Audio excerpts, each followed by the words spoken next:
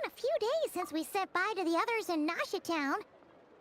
Still no news about Rarer, though. Where could he have slunk off to? If only he was gone for good.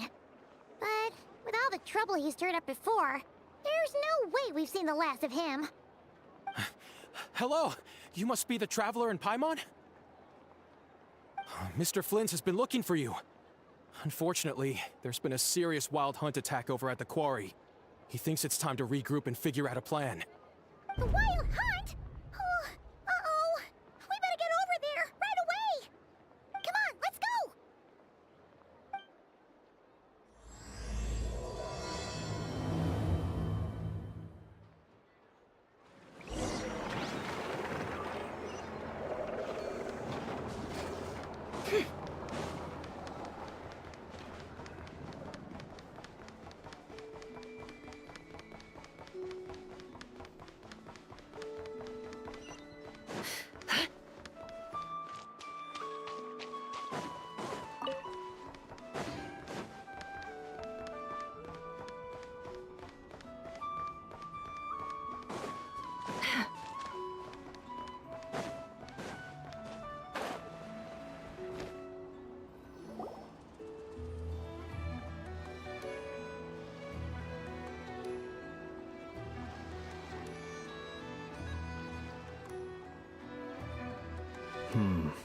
I can barely sense any Kuvaki at all.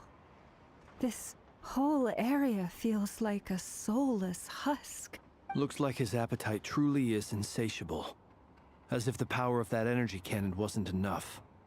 He's not seriously still getting stronger? What's his endgame here? Ah, everyone's here already. Hey, we made it. We've all been on high alert since we split up a few days back, expecting Rarir to strike again. But it's like he just vanished into thin air. No one has seen him nor found any trace of his presence. That is, until this morning, when a ratnik found signs of wild hunt activity while out here on patrol. As you can see, the Crystonite itself is physically intact, but the Kuvaki it contained is all but completely diminished. And we're sure that Rarir did this. Who else? He's the only one who could pull off a stunt like this. Kuvaki loss has reached critical levels. Raikir of Solnari set to maximum threat level. Warning, unless de-escalation measures are taken soon, he will pose a threat beyond our ability to contain. The consequences could be catastrophic. Traveler, do you remember when we encountered Rarir just after regaining his body? There wasn't a shred of sanity left. Nothing but madness and rage. Yeah, didn't he shout out a bunch of names? Then he started raving about how nothing in this world mattered to him. Oh, Paimon gets chills just thinking about it. Oh, but the thought that he's still out there, lurking somewhere in nodkrai, waiting for his chance to strike? Oh, even chillier. Last time we fought, we were already at a disadvantage. If he has such overwhelming strength, why would he suddenly go into hiding? Yeah, if I were him and I wanted more Kuvaki, I'd just take it by force. No point staying in the shadows. Unless something went wrong. His whole resurrection thing didn't exactly go smoothly. The other thing is, how does someone who's completely lost their mind still have the wherewithal to cover their tracks so perfectly? Beats me. According to certain medical studies, insanity does not always entail a complete loss of rationality. It may be that he is simply living in a world of his own. That actually sounds about right. He was ranting away to himself the whole time, like he had zero interest in talking to us. There are many unanswered questions here. He could be right under our noses, and we'd still be in the dark. Besides his name and title, we know little about him. Certainly nothing about his past, or what he might be hoping to achieve. Exactly. And we wouldn't even know where to begin looking. Even Boss hadn't heard of the Raikir of Solnari before all this. I'd be willing to bet that even if we gathered together every scrap of intel in nodkrai, we still wouldn't find more than, like, 3 useful facts about him. So, if we do nothing, he'll just keep getting stronger. But If we want to investigate him, we have no idea where to look. Last time we had Marionette and her big robo-buddy to help us, and we still barely held our ground. If we had to face him alone... Oh, Paimon's head hurts just thinking about it. What are we supposed to do against a threat this big? Well, I do have a little hunch about his next move. Given that he attacked the quarry, I'd say it's likely he'll target other places rich in Kuvaki. Somewhere like the Eye of Krati, or the Pillar of Embla. One thing's for sure. If we just sit back and let him keep absorbing Kuvaki, we really won't stand a chance against him. A perfectly reasonable hypothesis. However, it is worth noting that these two locations are quite far apart. To investigate them both, we'll need to split up. I agree, we should split up. Right now, Rarir's goal seems to be gathering Kuvaki, not fighting us directly. Once we're done, let's regroup on Hisi Island. Wait, why Hisi Island?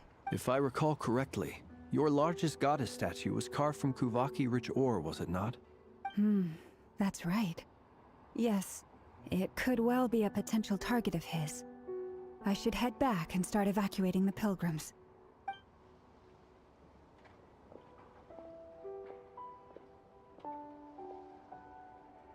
Splitting up's always gonna be risky. But I guess we don't have much choice, right? We're in a race against time here. And if we do run into Ririr, what then? That's when you follow the third rule of treasure hunting. Run like the wind.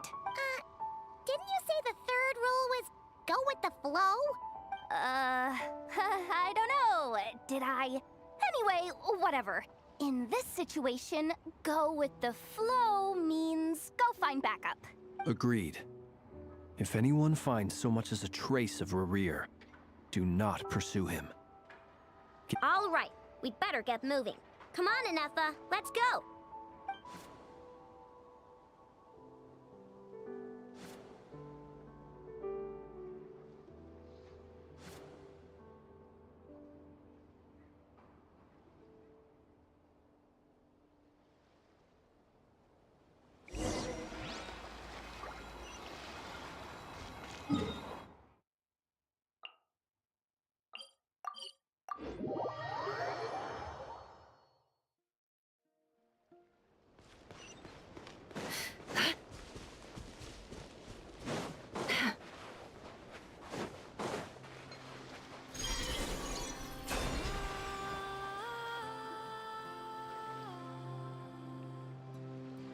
Any leads? Nope. Diddly squat. No clues to where he might be hiding. It's like he's a ghost. It feels like we're sitting on a powder keg that could go off at any second. Ugh, I hate this feeling.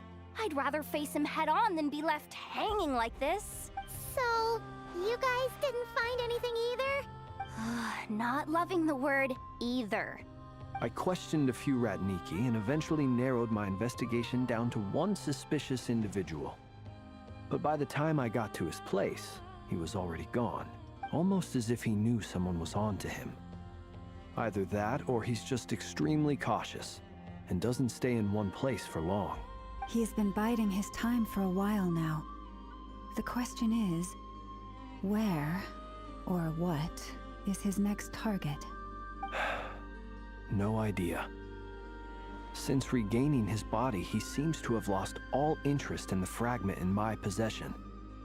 If he did still want it, he's had plenty of chances to take it. All we can do now is hope that Aino and Inefa turn up some leads. Darn it, Rarir! If you've got the guts, come face me one-on-one! Wait, he's actually here? I didn't mean it, I swear! No, it's coming from Silver Moon Hall. The Lady Kutar might be in danger. Let's get over there, quick!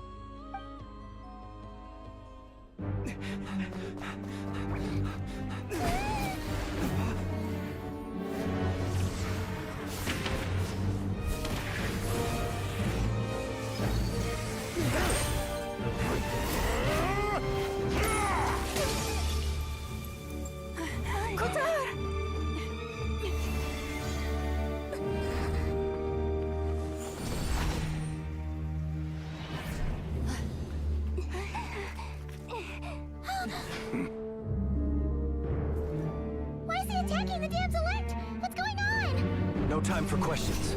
Stop him!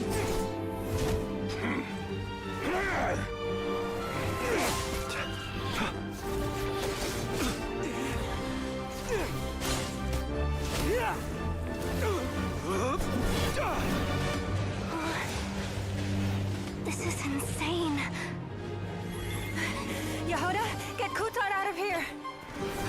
On it.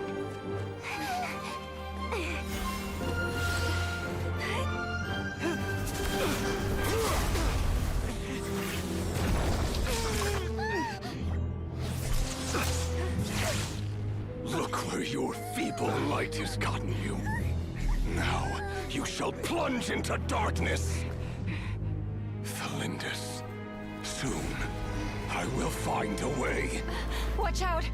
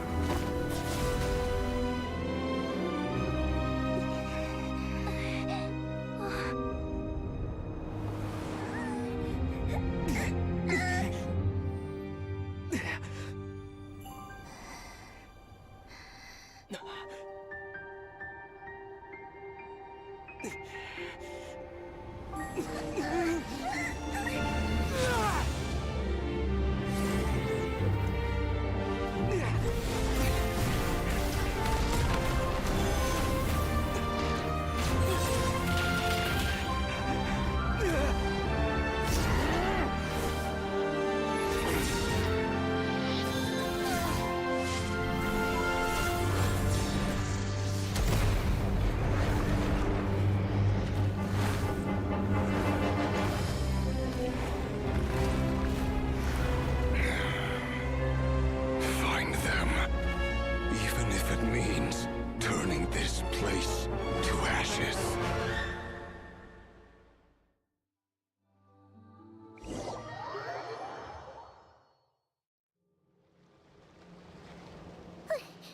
That was too close. We barely made it out of there alive. What's that guy's deal? How'd he get so crazy strong? He's a threat to this entire nation. I doubt his strength could even be measured by conventional standards. I have a question. When me and Anetha showed up, we saw him chasing after this lady like he wanted her dead. What was that all about? We weren't there for the whole thing either. They were already duking it out by the time we arrived. Yeah, we didn't see how it all started. It all escalated so quickly, we had no choice but to step in. Kutar, can you shed any light on the situation? Kutar. Cross-checking database. I see. So you're the one that the Frost Moon Scions refer to as the Moon Goddess? Wait, she's the moon goddess? Oh, no wonder she looks just like all those statues. There are many reasons why people might worship the moon, and just as many why they might despise it. I've never met that person before, but there was no mistaking his deep-seated hostility towards me. Why he holds me in such contempt, I cannot say. But since he hunts the power of the moon, it's no surprise that I am a target. Kutar. There are many potential motives. For instance, you help the traveler escape his grasp. This could be his way of taking revenge. It is also possible that he covets the Kuvaki inside you and seeks to take it for his own. The list goes on. But right now, devising a counter-strategy should be our #1 priority. The likelihood of this location being discovered is close to 100%. A counter strategy? But we don't stand a chance against an enemy like this. Surely our only option is to run. He's not gonna chase us to the end of the world, right? So as long as we can sneak out of Nodkrai undetected. No, I can't say that. Come on, Yehuda. This is serious stuff. You can't suggest we all just chicken out. Running is our only option. Huh? You seem surprised, but what other choice do we have? We are facing an enemy we cannot possibly defeat in battle. Well, I mean, yeah, but still. It's not too late. I can distract him, so you have plenty of time to make your escape. Wait, what? You're gonna act collect his bait? Doesn't that make sense? I'm the one he's after. There's no need for you to risk your necks on my behalf. A coyote doesn't stop for bypassers while it's howling at the moon. What is it, Loma? The Frost Moon Scions have already grown accustomed to life without their goddess. My presence here is no longer essential, and this is not my home, so you needn't ask me to stay. We can't just roll over and let him get away with this. That's not our style. Yeah. We can't just call it quits after everything we've been through together. Besides, she pretty much saved my life back there. If I just ditched her now, I'd never forgive myself. We can't overlook that you have saved our lives multiple times now. To talk of returning the favor would be a little crass for my liking. But suffice to say that we are friends, and friends look out for one another. River's true objective remains unclear. Even if we were to sacrifice Muskutar, there's no guarantee he would stop. But Kutar, I know why you left the Frost Moon Scions so long ago. It was because people started treating prayer as a form of trade. They would make self-centered wishes, force you to accept meaningless offerings in return, and then expect you to perform miracles for them, as if that were their entitlement. If it were me, I might have walked away too. But I believe that time can change everything, and that sometimes it takes losing something precious to appreciate its true worth. After much reflection, I've realized that this was never about whether the Frost Moon Scions need you. Any relationship based on need is purely transactional. What I truly hope is that you'll choose to stay, not out of obligation, but as part of our family.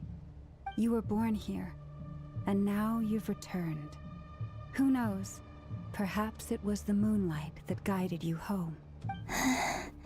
thank you, Lauma. But my power is on the wane. I'm afraid I will be of little use to you now. Very well then. I'll do as you say. Both times you saved us, we were transported across great distances in an instant. Is that one of your powers as the moon goddess? It is, but I find it very draining. I barely managed to pull it off just now, and it will be some time before I'm strong enough to do so again. Rejected by the world, my power is dwindling. Like a lake cut off from its source, slowly shrinking away. Now, it has almost run dry. What do you mean, rejected by the world? The three moons belonged to the ancient bygone era in which they came into being. From the moment I was born, the world itself has been steadily sapping away at my strength. The three moons are not one and the same. As the goddess of the Frost Moon, I cannot wield the powers of the other two. Yet moonlight has a way of blending together. Each can reflect the other's glow. So when our fingers touched, I was able to restore my strength by drawing Kuvaki from the eternal moon's marrow. But this method of recovery is painfully slow. If only we could find the... It's the Wild Hunt! Even faster than we expected. We'll have to finish this conversation later. See how those Wild Hunt creatures are running away from us. They're likely just a scouting party, which means Rerir won't be far behind. Then what are we waiting for? Let's get the heck out of here!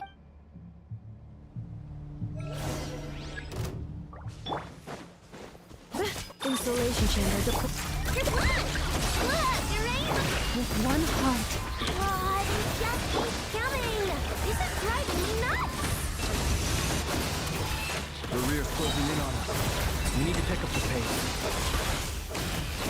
There's too many of them! And this time, we can't fall back on Kutar's house to escape! If this goes on much longer...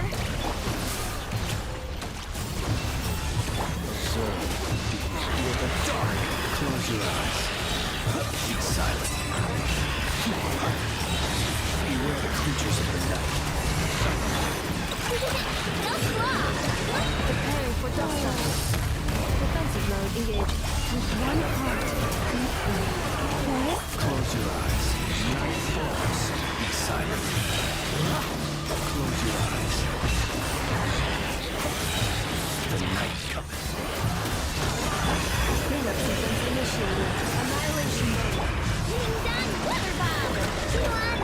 For the everlasting palace, leave this place. Be silent. Observe. Be silent. To dust. Observe. Night falls. Defensive mode engaged. Preparing for dust up. Look, the rainbow! With one heart, we pray. Prayers, protect us. The long sleep beckons. Getting done!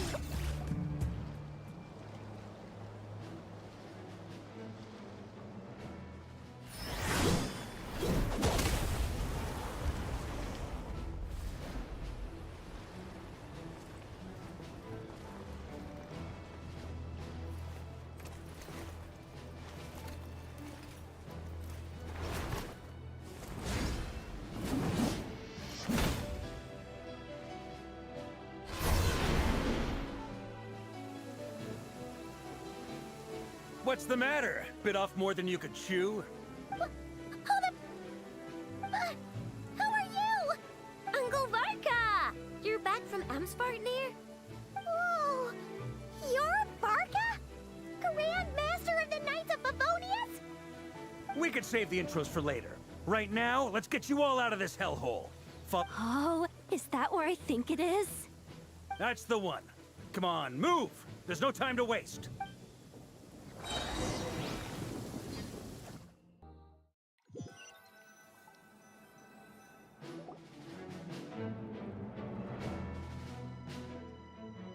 Wow!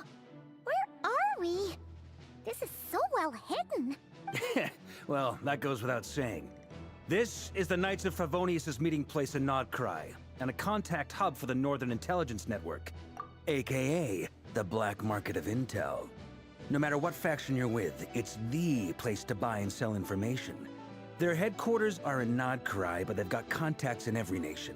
As an expeditionary force on foreign soil, working with them has offered us the most effective way of getting our hands on reliable local intel. This is where we meet, so naturally, it's secure. Anyway, where were we? Folks from Nodkrai should be pretty familiar with me by now, but I believe this is the first time we've met. Allow me to introduce myself. I am Varka, Knight of Boreas, and Grand Master of the Knights of Favonius. We've heard all about you. This meeting's been a long time coming. You look way younger than Paimon expected, but you definitely have that Grand Master vibe. Well, I'm no spring chicken. Just not showing my age yet. Definitely feeling some of that back pain today, though. Rushed back from Amsfartnir without a wink of sleep, only to get right into another fight with that freshly revived maniac. Another? You mean you fought him before? Yep. He wasn't nearly as strong back then, but he was still a formidable foe. I brought some of the knights along to give him a little surprise, but he saw us coming from a mile off. My squad took heavy injuries, and I barely made it out alive myself. We knew it might have been our last chance, so we staked everything on it. But still, it wasn't enough to stop him. I tried tracking him down afterwards, but he didn't leave a trace. Even in his unhinged mental state, he's as cautious as any trained operative. So, I decided to come find you. And as luck would have it, turned up to find you being ambushed by the Wild Hunt. The rest, you already know. Is that why he's been frantically absorbing Kuvaki these past few days? Because he sees you as a threat? Maybe I'm part of the equation, but even if I weren't, I'm sure he'd still be gathering power. He's clearly working up towards something. Note to self. Uncle Varka's strength rating officially upgraded. Guess it's my turn to ask questions now. So, what exactly has been happening in Nodkrai? Why is the Wild Hunt returned in humanoid form? And why is it after you? It's a long story, but I'll try to make it quick.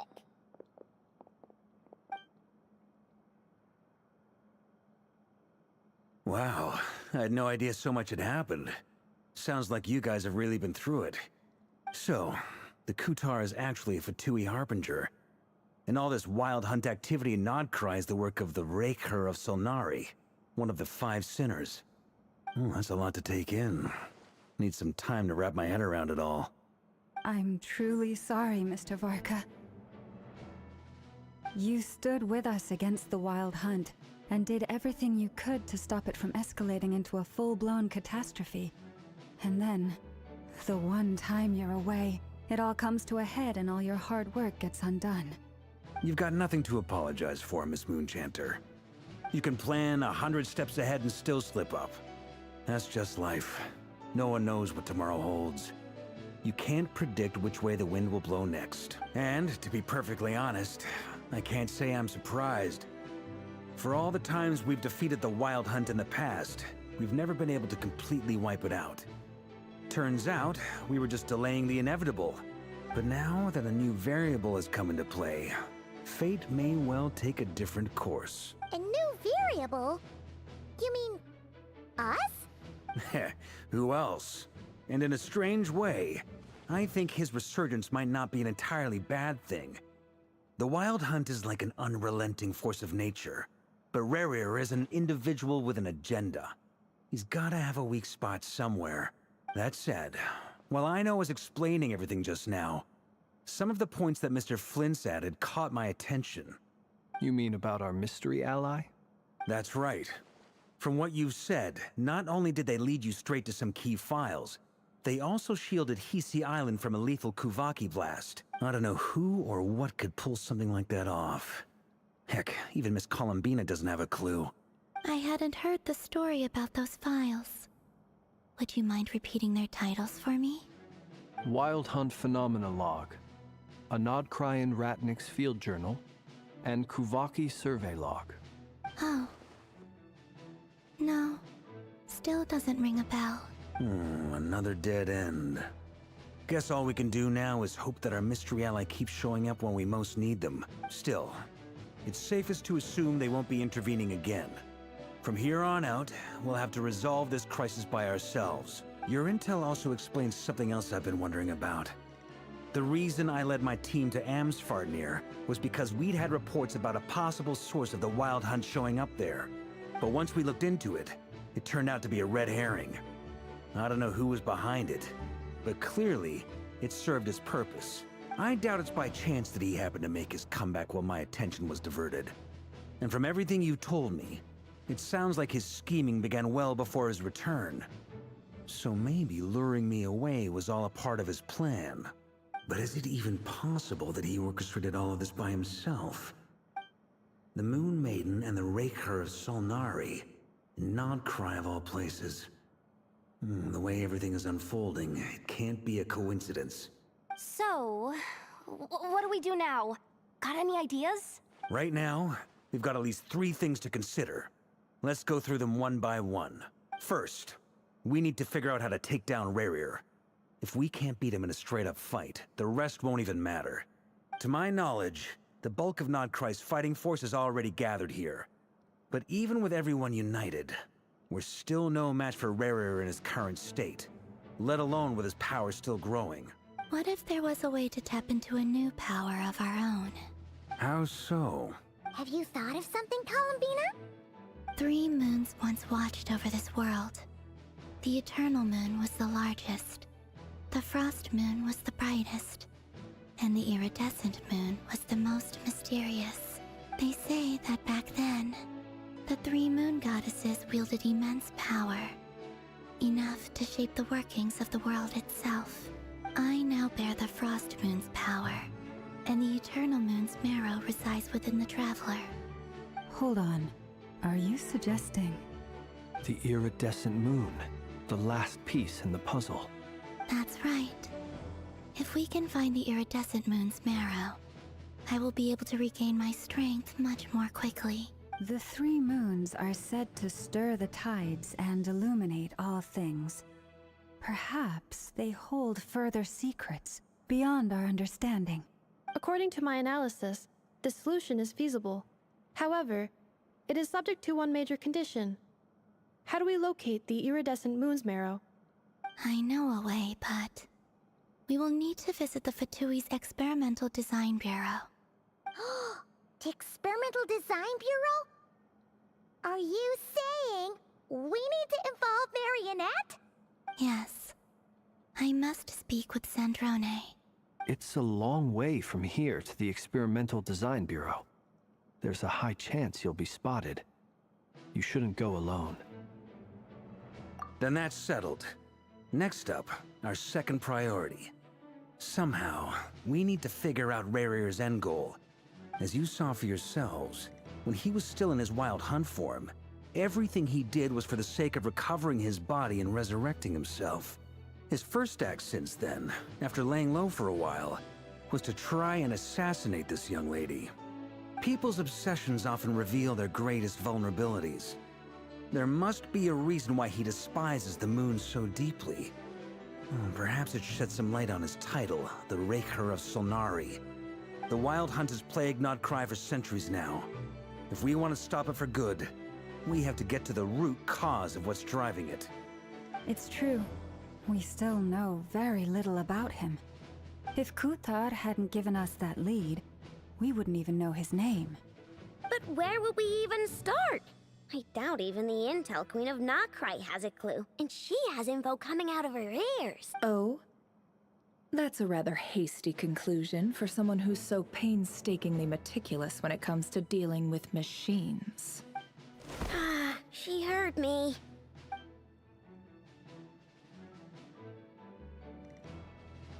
Boss! What are you doing here? I'm now asking myself the same question. I received a letter from a humble knight of Favonius, requesting a meeting to discuss a major business deal. But it looks like this humble knight had something else in mind. Details, details. Miss Neffer, the important thing is that you've arrived at the perfect time. Since his failed ambush, I've been racking my brains trying to come up with a plan to fight Rarir. Given the severity of the situation, I think it's fair to say that our only chance lies in uniting as one. And I'm talking all the factions in nodkrai.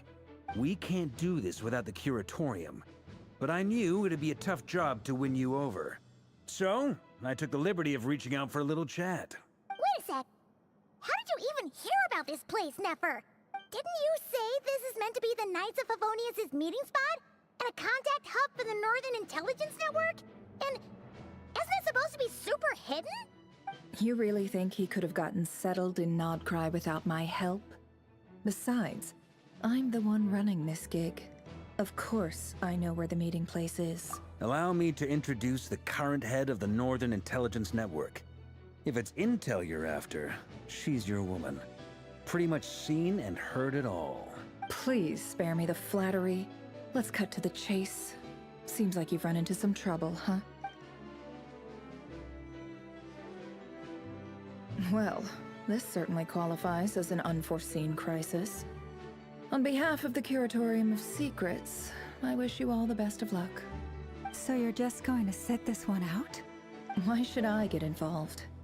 What could possibly be in it for me? What if we told you we can't do this without you? Oh? Then I'd say, you'd better make it worth my while. I don't work for free. I can't put a price on something like this. It's just not in my nature. But then again, you and I have always been polar opposites in this regard. So I can't exactly say I didn't see this coming. If you insist on compensation, I will pay you. Consider this a formal commission. Sound fair? You just don't give up, do you? Too bad. I know you well enough to know you can't afford my prices. The riskier the job, the more it'll cost. And a Moonchanter's stipend isn't exactly generous. Unless You're planning to start passing the donation box around among the faithful? Boss, just a thought. If they come up short, maybe you can take the difference out of my next few paychecks. Things got really dangerous during the fight with Rerir. If this girl hadn't saved me, I'd be ley line fodder by now. I'd be gone for good, boss. If there's any way we can make this work, I'd really like to help her. Please? I'm begging you. This is why I'm always telling you never accept favors. They are the hardest debts to repay. You have to be careful who you get involved with, or you invite all kinds of misfortune. Very well. Yehoda, I will help. But just this once. Don't count on this happening again. Flynn's, that fragment that Rerir was after, do you still have it on you? Of course. Let me borrow it. I need it to follow up on some leads. Wait, you actually have some leads? Shh. This is top secret information. I get it. We all have things we'd rather keep to ourselves. Plus, I know we can count on you, so we'll leave the intel gathering in your hands. And that brings me to the third and final item. We need to find a way to distract him. We need time to make our move, so someone will have to stall him. I'm in for this part, no matter what. Anyone coming with? Count me in too. Come off it, you two. Quit playing heroes. I'm way ahead of you here. Nefa did a scan of the Moon Goddess's Kuvaki signature, and we're gonna use it to make some decoys over at the Kramkake craft shop. Anyone who's in, follow me. Once they're ready, we'll deploy the decoys across nodkrai. So as long as the rest of you keep moving, he won't catch on to your scent and won't be able to track you down. I like it.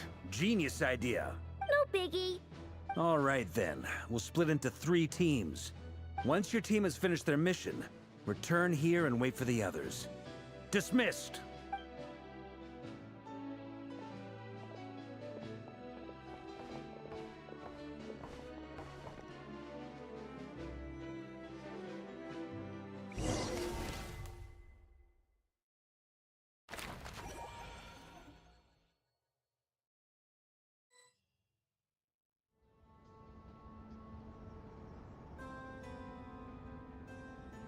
Lady Damselette. Wait, and you two? What are you doing at the Kuvaki Experimental Design Bureau? We've been doing our best to mind our own business lately. But if you're just gonna waltz up here like this, you're seriously pressing your luck. Don't blame us for doing what we have to. Huh. You really think that's gonna scare us off? We're not looking for any trouble. I just want to see Zandrone. Do I need to remind you that you're still a wanted fugitive for deserting us? Out of consideration for our former ties and the crisis we're all up against, we'll let you leave in one piece. But don't even think about trying to get inside. Let them in. But... Are you going to make me repeat that? No, my lady. Zandrone seems to be in a good mood. Must be maintenance day.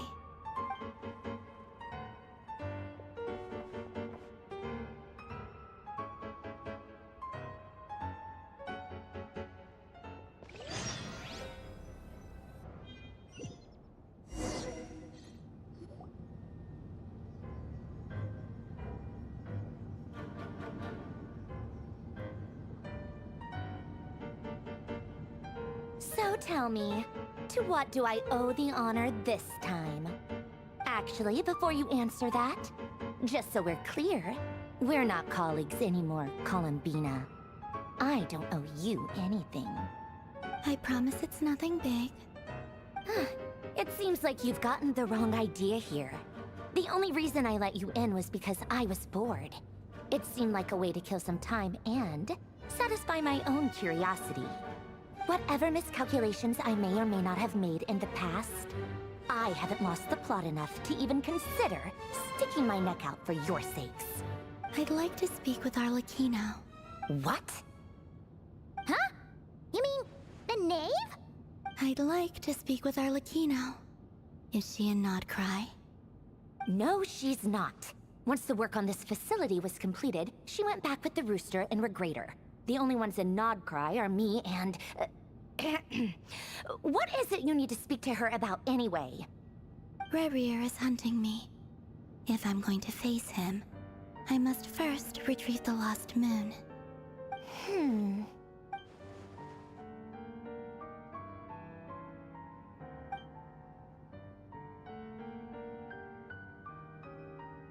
Is that a no, then? As if I need reminding. I was this close to settling things with him before someone decided to whisk me away to their weird little garden. Have you held any tea parties lately? Tea parties? Yeah, obviously. You don't seriously think we'd pack it all in just because you aren't here. If anything, they've been more eventful than ever. Just me, Arlecchino, and a bunch of insolent and sensitive guests who won't stop asking where you've gone. Oh, they've been a real joy. I bet you served them the worst tea you have. Just like you used to do to me when I upset you. Who cares about how good the tea is when there's no one around to drink it? I keep losing people. First Rosaline, now you. I'm running out of people who can make me laugh. Honestly, what could be more ridiculous than the multi-centenarian goddess, who's only ever had the plain herbal tea she received as offerings? You'd always brew a different type of tea for me each time. Was it really just to see how I'd react?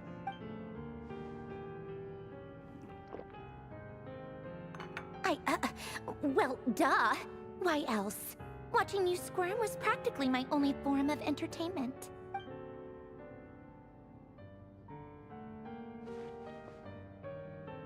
Oh, yeah. And Capitano sometimes used to bring Tartaglia around, too. But I guess we won't be seeing him again. Well, I guess we are overdue for a get-together. Polonia! Have Favronia pass a message to Arlecchino for me. It's time for tea. Will suffice. Pass along a message for me, too, if you would. My body cannot contain the marrow of 2 moons, so I'll be leaving one of them in her care. Excuse me? Who said you were on the guest list? If my tea meant that much to you, maybe quitting the Fatui wasn't your brightest move. Back when you were under the Tsaritsa's protection, no one would have dared come at you so openly. But that protection didn't come for free. In fact, I paid dearly for it. At the end of the day, it was just another transaction. I just got tired, that's all. I never wanted any part in their grand ambitions, and I've had enough of being treated like a bottomless supply of power. It brings back memories from the old days, when I was still worshipped as the moon goddess. Centuries on, it may be a different group of people, but I see the same greed in their eyes. I figured you'd leave eventually. You didn't have as much of a reason to stay as I do. The Tsaritsa gave you shelter and protection, but that was it. Nothing more, nothing less. Meanwhile, the Fatui demanded everything from you in return, until it was more than you could bear. I get why you left. And frankly, I have no interest in dragging you back just because the higher-ups told me to. But if you keep hanging around with this riffraff, the next time we cross paths, we might be enemies for real.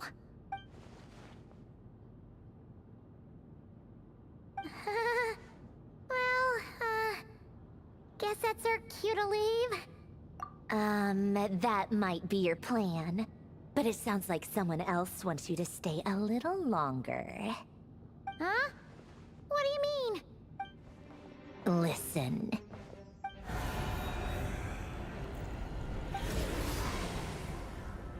My lady, it's the Wild Hunt. A horde of monsters is headed straight for the facility. Another uninvited guest trying to crash my tea party. Clear the area! I'll handle this. Wait, what? You want to leave you here by yourself? You'll be lucky to make it out of this alive. You really think you can afford to worry about me? Go on, get out of here! You may have stopped Polonia from crushing him last time, but I've made sure that won't happen again. The entire Experimental Design Bureau is rigged for war. Stay and watch if you want, but it'll be at your own risk. You're not flagged as friendlies in the weapons system. Don't tell me what to do! Look, if you're leaving, make it quick. Or you'll just get in my way. There's a secret passage on the 2nd floor. It'll take you right to the plains out back. Stare all you want, Columbina. You're not getting another invitation to my tea party. I know. But thank you anyway, Sandrone. This is exactly why you shouldn't hang around with those people. All their melodrama and sentimental nonsense is rubbing off on you.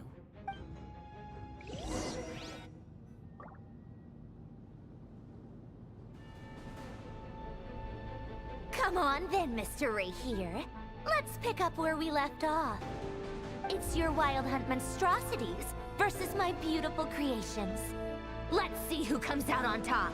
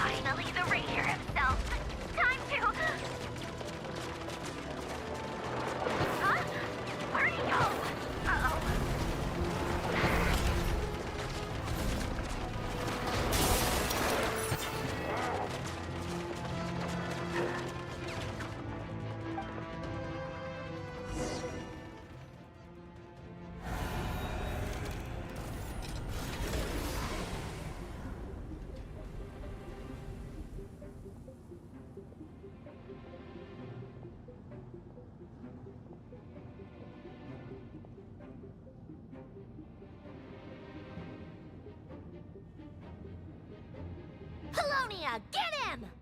I've upgraded Polonia again since our last encounter, and uploaded every last scrap of your data. So let's finish this, once and for... She's not here. Where did she go? Hey! Over here, you big... Curse it. Moon. Go. Keep searching. She cannot have gotten far.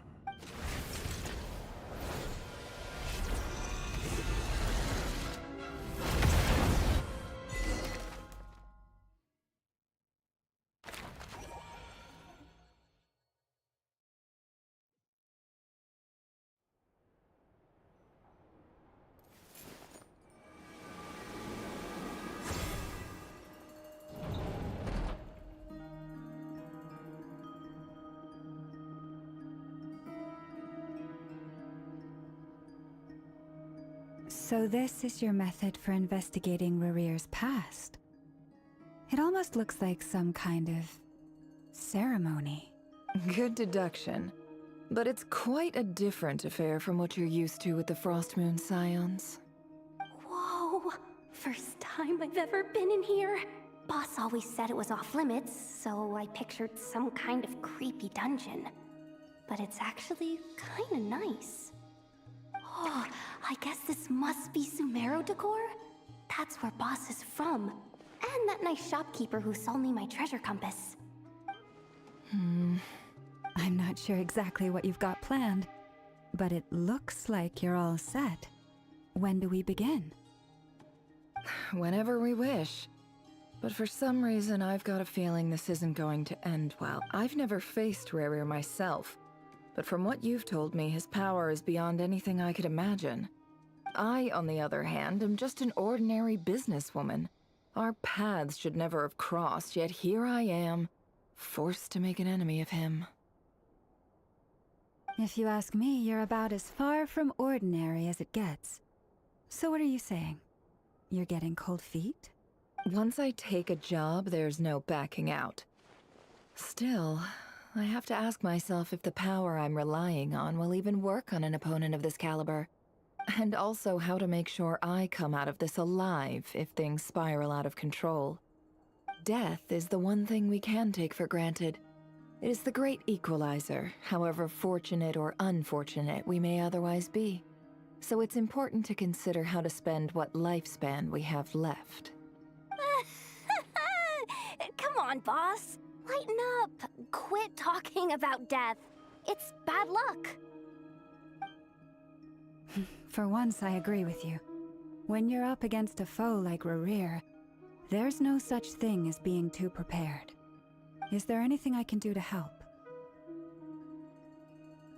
That won't be necessary. I've already made up my mind. Time to cash in a precious favor I've been saving for a rainy day. Yehoda, I need you to find someone for me. The sooner the better. Eh? Find who? That shady merchant who sold you an overpriced treasure compass the other day. Come on, boss. You're pulling my leg again. In what way is she shady? She showed up when I was completely lost and sold me a neat little gadget that was exactly what I needed. Trust me, she's a good person. Anyway, I know who you're talking about. Don't go anywhere. I'll be right back.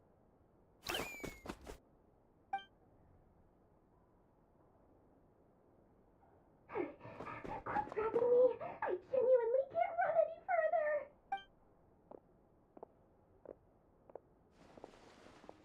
Hey, aren't you? What is it? What's the big rush? You dragged me out of a dream where I was literally swimming in Mora. I'm charging double my usual attendance fee. See, look how easygoing she is. After that rude awakening, she could have completely snapped at us. But instead, she kept it together and just asked for an extra fee. Dori Sangama Bay? I never would have pictured you two doing business together. If you want to make it big in nodkrai, it's all about connections. Lady Nefer just so happens to have a lot of intel that interests me. And she also did me a big favor in the past. It was back when I first arrived in nodkrai. My trusty assistant, the genie in my lamp, had an adverse reaction to the Kuvaki and fainted. And when you know it, that's when I suddenly find myself in a life-or-death situation. Good thing my compatriot was there to swoop in and save the day. I've been giving her a 30% discount off all of my goods ever since. Now, so that no one here feels left out, I'm willing to extend a 20% discount to fellow friends of Boss Nefer. Plus, any other friends you send my way will enjoy 10% off. What can I say? The great Lord Sangamabey is nothing if not generous. So, let me guess. You've run into some trouble? I've got everything you could possibly need. And the more you buy, the more you'll save. You guessed correctly. What have you got in the way of survival gear? The one type of gear I've never been short on. What are you looking for? A jetpack fresh from the Academia's labs? An ancient suit of armor dredged up from the bottom of the sea? At the very least, I need to know what kind of opponent you're dealing with here. If even you're worried about staying alive, it must be pretty serious. What if I told you it's someone with the power to bring a nation to its knees? Is that so? Then we really are talking top-shelf treasures. I don't have anything like that in stock right now. I'll have to ask my supplier. Your supplier? A powerful woman, make no mistake. I can't reveal her identity, but luckily for you, I hear she's planning to visit nodkrai in the near future. If you're willing to wait, I can ask her when she's here. Can't say exactly how long that'll be, though. Then, let me put it another way. What would you do if you encountered an enemy like that? Roll over and serve yourself up on a silver platter? Of course not! I have a handy little trinket from one of my generous suppliers, which... Hold on. What exactly are you getting at? No, no! This is for my personal use only! Let's just say I'm borrowing it, all right? Just for insurance purposes. You'll get it back later. Favors are the worst kind of debt to owe, and now you've got a chance to repay one. A win-win situation, don't you think? Fine. You can borrow it for 5 days. No, make that 3. And for every extra hour after that, I'm charging you 1,000,000 mora. Deal? Deal.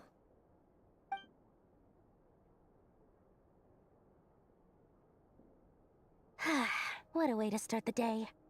Now, was there anything else you wanted? Or can I go back to bed now?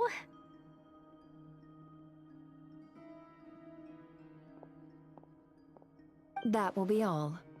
Take care now. Don't trip up on your way back, friend. See you later! You're my favorite shopkeeper.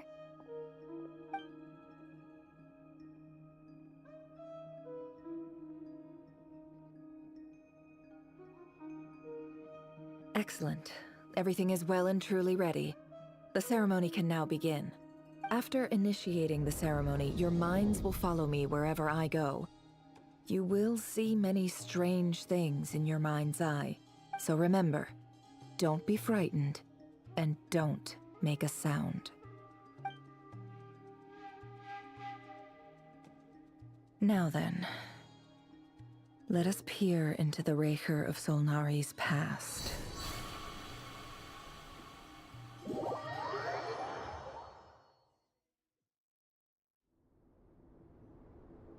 I made it. I don't recognize this style of architecture. Must be Conrian. Simple furnishings, table and chairs.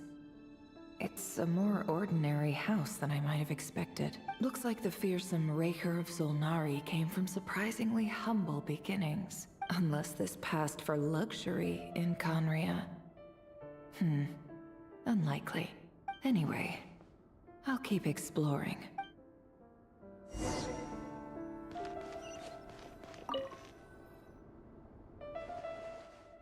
Hi, Revere. Since you're working extra hours tonight, I thought I'd keep myself busy by checking out that new kebab shop. I've heard good things about their menu.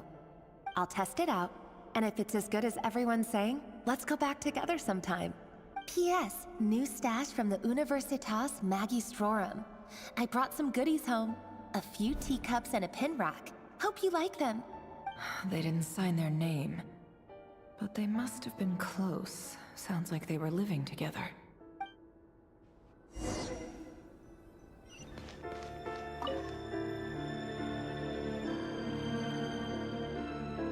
I went over to Joseph's for drinks today. They have a fine collection, but I went alone. Felindis was tied up with something and couldn't make it. Joseph asked why I came alone, but I didn't really have an answer.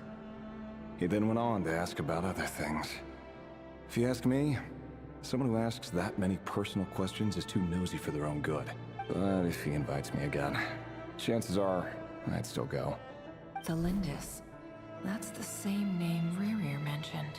Crane imports keep falling. If things don't pick up, we'll soon be back to meat and mushrooms only. Honestly, I'm not a huge fan of that new type of mushroom everyone's been into lately. Didn't it start out as a lab-grown variety? I heard it's even mildly corrosive. Seriously, why would you even eat something like that? I don't care if it's an impressive feat of alchemy. That just isn't the kind of thing I like to eat. Grain has to be imported, and they're eating a diet of mostly meat and mushrooms. Could it be because Conria is underground, so it doesn't get much sunlight? That would explain why they use so much stone in their buildings. They even use alchemically modified strains for food. Seems like the people of Conria don't have many options when it comes to dining. I've just about saved up enough now. Time to buy it and keep it somewhere safe. Making a big purchase. I wonder what it is.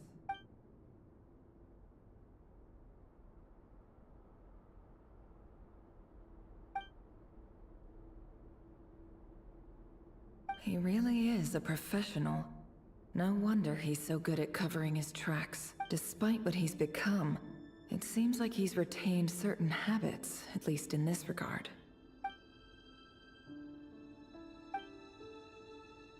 Did Rerir rip it out himself?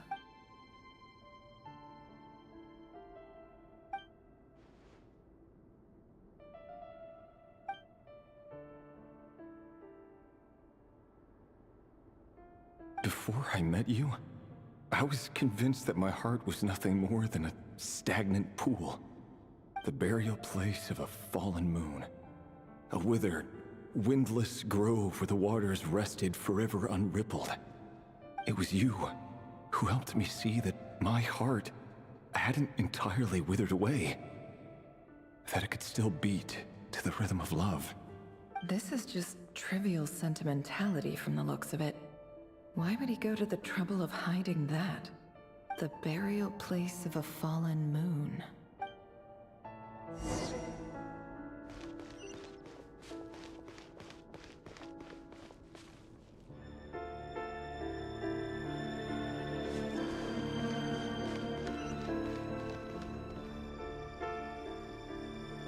Rerir, over here.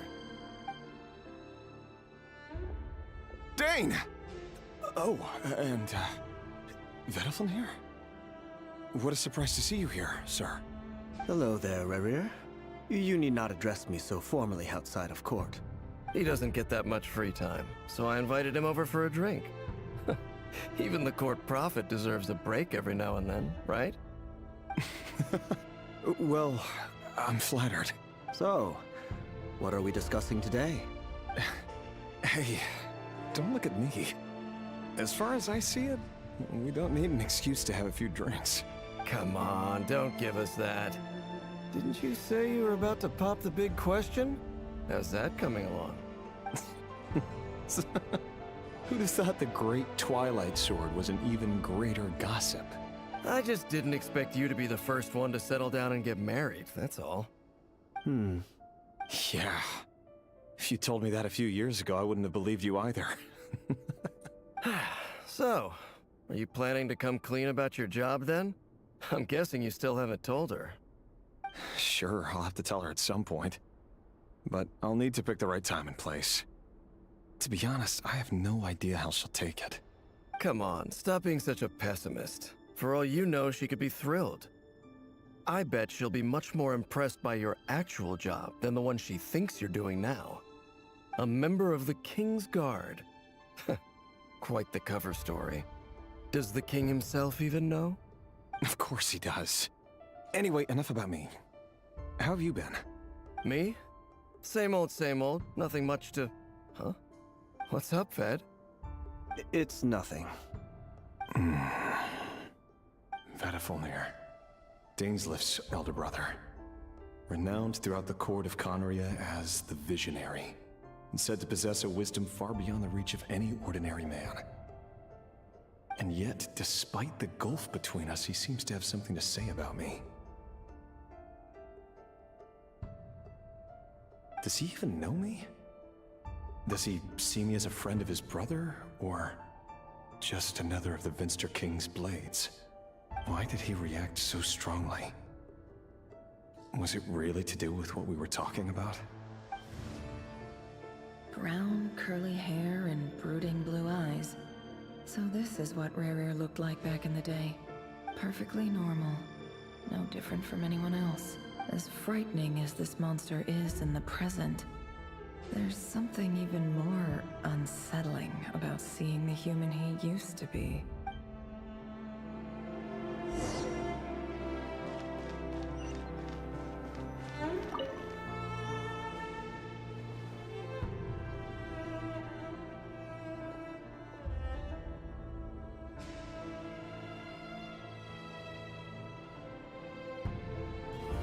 Felindus? You're back early? Our equipment's being serviced today, so I got off earlier than usual. How's your day been? Aw, why the long face? Is something the matter? Has your boss been giving you a hard time again? Went for a drink with Dane and the others after work. Isn't that a good thing?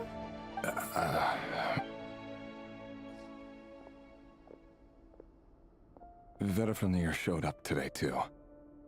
You know, Daneslif's older brother. Ah, Mr. Vedifulnir. Yes, I've heard of him. They say that everything he says ends up coming true. He overheard Daneslif mention that I'd recently proposed, and seemed to have an issue with it. But when I asked what it was, he kept it to himself. So, you're worried? You could be such a child sometimes, Rerir. We're nobodies. Why would the Visionary be concerned about us?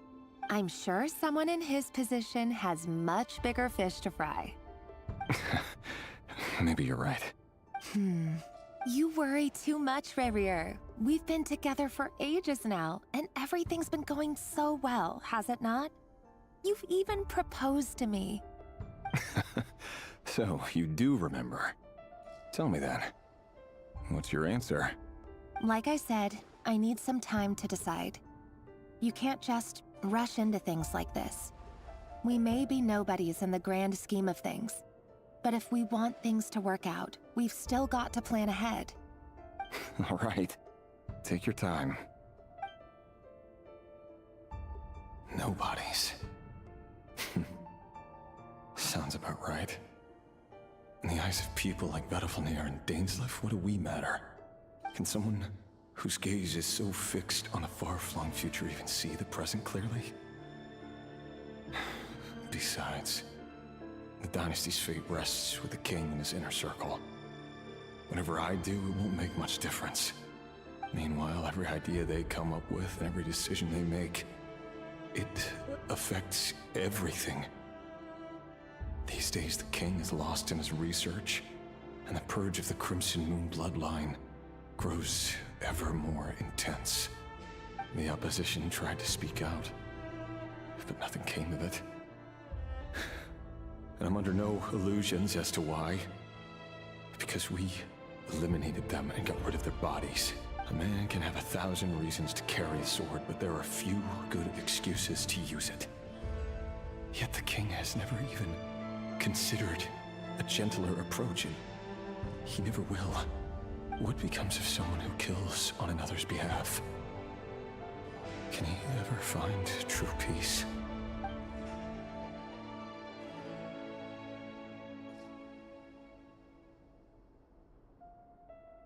Thelindis?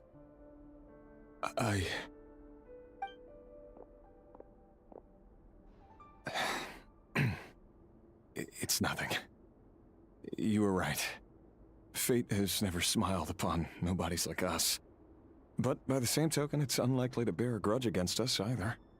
There's no reason we can't keep living happily together, cherishing the simple joys of each day as they come. See? You just need to stay positive, Revere. I can feel your warmth, your breath. You're right there, right by my side. Just seeing you makes me happy in a way I can't explain. And that's something that no one could ever take away from me.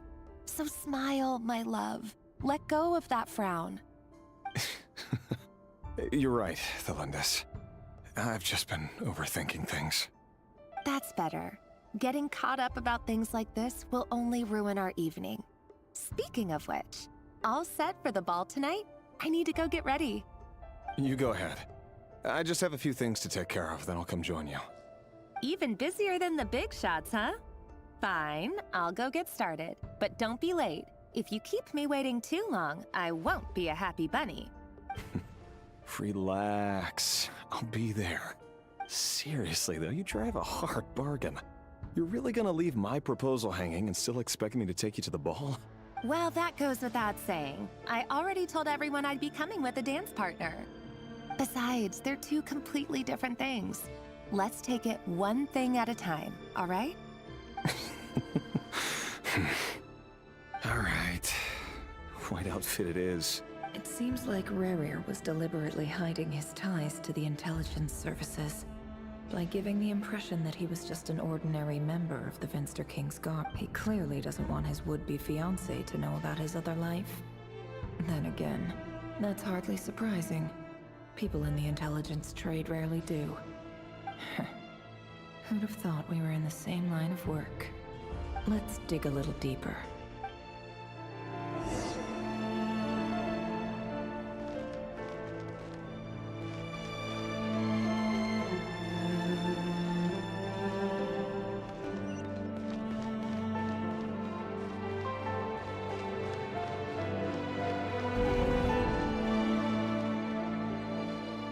Our last operation was a resounding success, and all thanks to you, Rahier of Solnari.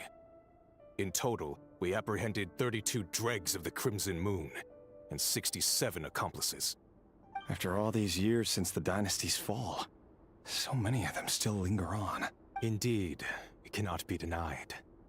Yet it was destiny that the Crimson Moon should be overcome by the eclipse, and that His Majesty, the all-seeing Vinster King, now guides our nation on the path to prosperity. Khaenri'ah has no further need for a dead moon.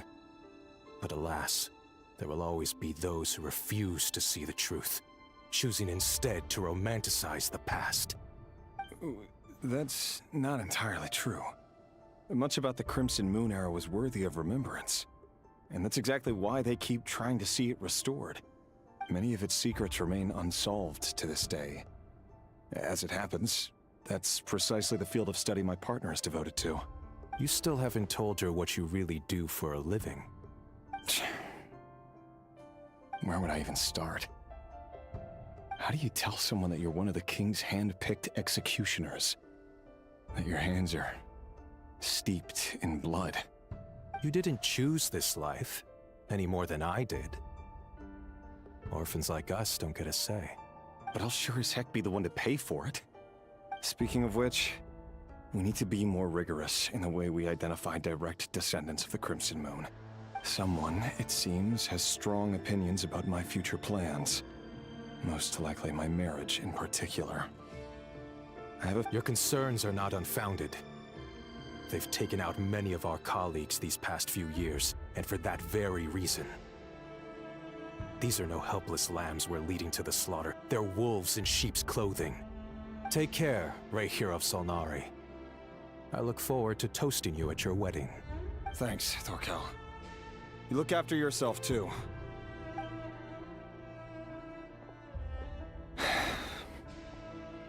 Thelindis, I never wanted to keep this from you. You're the last person I would ever want to lie to. But that's exactly why I can't tell you everything. There are things you shouldn't know. Things you cannot know. The moonlit dynasties are a thing of the past. Yet even now, with the sun shining high in the sky, there are those who would call forth a dead moon's ghost. Could that be why Vedalfnir held back? Or was it because of some court secret he's not at liberty to share? I have to get a clear answer from him. No matter what happens, I will protect Thelindis. Rerir seems to be very concerned by Vedalfnir's reaction. Vedalfnir and Dainsleif, the Visionary and Twilight Sword. So that's what they were really like. I've investigated this whole area now. There doesn't seem to be any other memories here. Should I try somewhere else? Wait a second. What's this black smoke?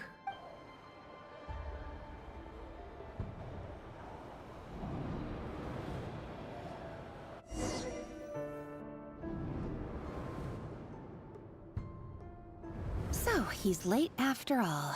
Just you wait, Rerir. You're in for it. Big time. Are you waiting for someone, ma'am? Could I tempt you into buying some flowers? Oh, sure. Pick me out a pretty bunch if you would. Thank you. But I'm afraid none of them are as pretty as you. For someone so young, you sure have a way with words, don't you? I'm only telling the truth. Look me in the eyes. You'll see I'm not lying. May we have a word in private? Who are you? And what do you want? It doesn't matter who I am. Too many of our kind have fallen lately, so I decided to take the risk of reaching out. Not long ago, the Ray here of Solnari led an assault on one of our strongholds. We suffered many casualties, and many who came to our aid lost their lives as well. Sorry, I don't know why you're telling me this. And I don't want to get involved. Wait, hear me out. This time we finally got a clear look at his face and learned his true identity. His name is Rerir, and he claims to be one of the King's guards. What did you say? A cruel irony, isn't it? The man you're set to marry leads a double life as a brutal executioner. But surely, you must have caught a whiff of the blood on his hands. Why are you telling me all of this now? Simple. It's because... How strange. Rerir was nowhere to be seen in that memory. It clearly belonged to Thelindis. Rerir couldn't possibly know what happened if he wasn't even there. Why would her memories appear in his fragment? The ceremony won't last much longer. I think it's time to call it a day.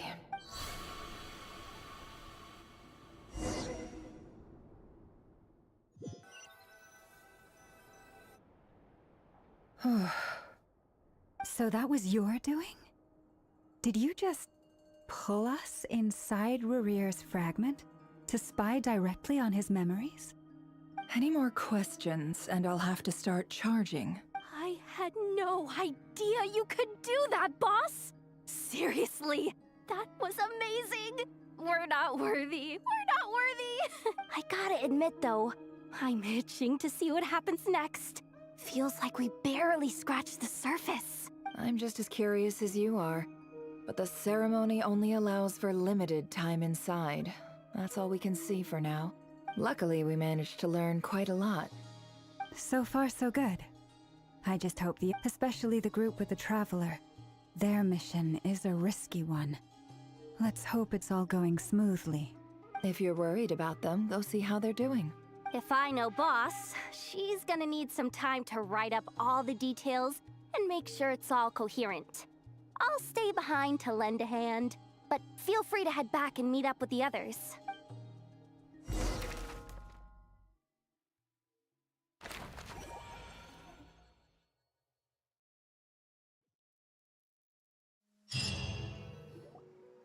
Oh, they've been prowling around for nearly 2 days now. These things just won't quit. Oh, they might not have seen us yet, but them constantly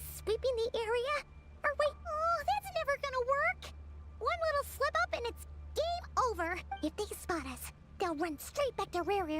And once he knows we're here, it won't be long before he's breathing down our necks again. Oh, guess you're right. Alright, time to zip it.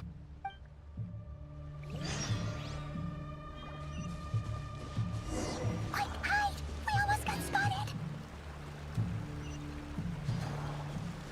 Phew, that was a close call.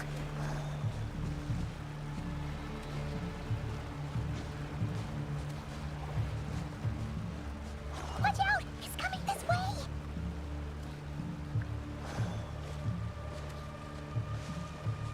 Keep going. We're nearly there. This is the final hurdle.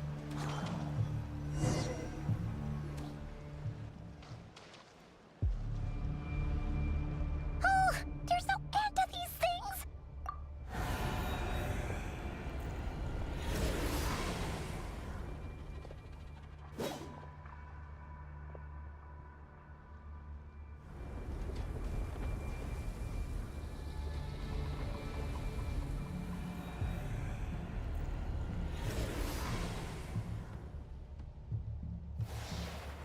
Fire. Fire? Wait, what's that smell? Oh no, there's a fire!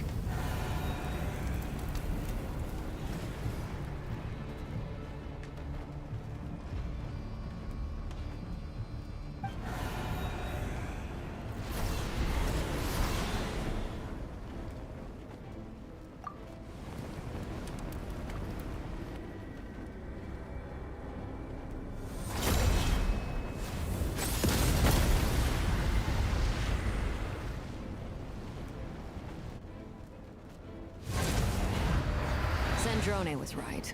You look weak, Columbina.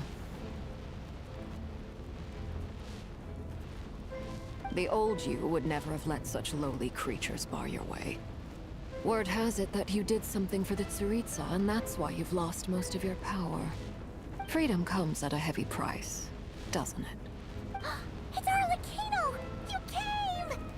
Hello again, Columbina. And greetings, guests of the House of the Hearth. It's been a while, Arlecchino.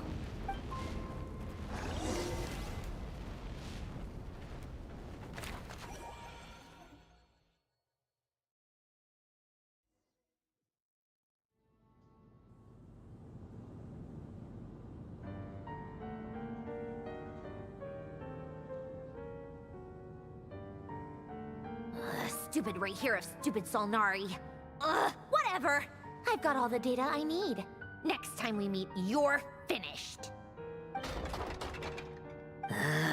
He sure doesn't pull his punches.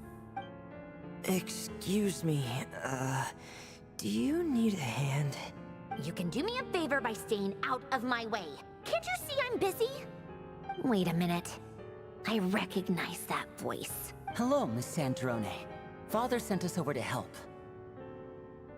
Huh. How considerate of her. Hey, Fremine, get over here and help me fix this. Lenny, you do your thing. Just keep your sister away from my machines. Nearly every machine that cat girl touches ends up going haywire. Go put her on cleaning duty or something.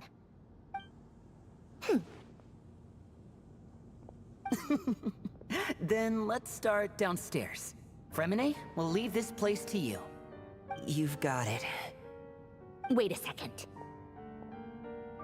Pretty sure there's still some tea in the cupboard. If you want some, you'll have to make it yourselves.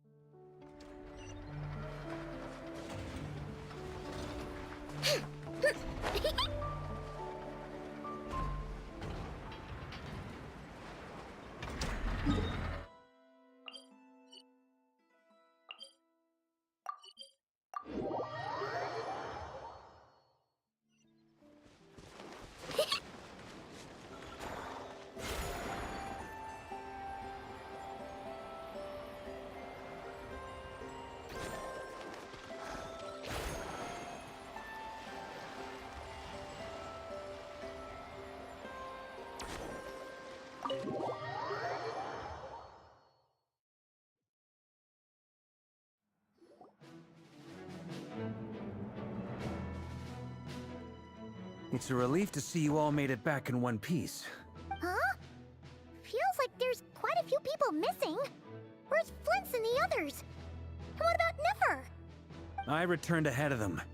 Flint is helping Aino and Anefa to set up the decoys and buy some time. As for Miss Nefer... Boss is still wrapping things up on her end. She sent us back to fill you all in on the top secret intel we've been gathering. I see. Then let's get right into it. But first, who do we have here? You brought someone else in to help? Greetings. I was invited here to help as a longtime Tea Party companion of Columbina's. You may call me Arlecchino. Surely it can't be. Those eyes. Oh, where have I seen them before? Wait, of course. In those memories we just saw. The only Arlecchino I know is the fourth of the Fatui Harbingers. So either you share a pretty uncommon name, or you're more than just a Tea Party buddy. You're well informed, Grandmaster. A man from Mondstadt living all the way out here in Nodkrai, and yet the people and affairs of Snezhnaya seem to hold a special place in your heart. Oh, the feeling's mutual. Sounds like you know all about who I am, too. A Fatui Harbinger. The atmosphere in here just got really tense. Guess we can't just start trusting Fatui Harbingers, even at a time like this. I must admit, though, I'm a little curious. Seeing as the Moon Goddess no longer belongs to the Fatui, what makes you so willing to put your neck on the line here? Nor does Nodkrai belong to Mondstadt, Mr. Varka. Yet still, you're fighting for it all the same. Things don't always have to have a tangible payoff. Sometimes, stopping things from spiraling out of control is a higher priority than chasing the spoils of victory. Of course, I can't say there's nothing in it for me at all. But that's between Columbina and myself. Forgive me. I don't mean to doubt you. It's just that the Fatui really have been the source of many of our troubles. We have our own way of doing things here in Nodkrai. But ever since they arrived, the Fatui have treated us with nothing but hostility. I know there's been a lot of bad blood between us in the past. I've done my utmost to avoid friction whenever I could. But sometimes fundamental conflicts of interest simply can't be settled amicably. That's why I'm here solely in a personal capacity. This has nothing to do with the Fatui. As a gesture of good faith, I'll be frank. I can help Columbina track down the iridescent moon's marrow, which will help her restore more of her power. Anyway, what else is on the agenda? Let's begin. She says she'll be frank, then completely skips over the details. Looks like she doesn't want to give away too many secrets after all. But she clearly wants to change the subject. It'd be awkward if I tried to bring it up again now. I guess we'll just have to go along with it. She's the fourth of the Fatui Harbingers after all. One look and you can tell she's not someone you'd want to mess with.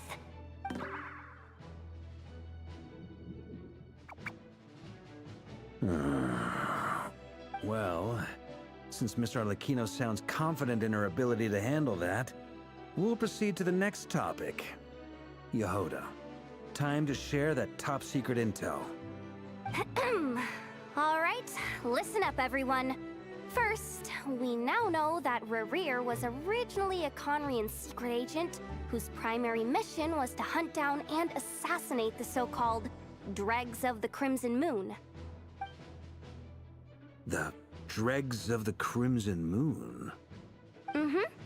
In the memories, there was a lot of talk about the Crimson Moon and Eclipse, and a whole bunch of other stuff from the time of Conria.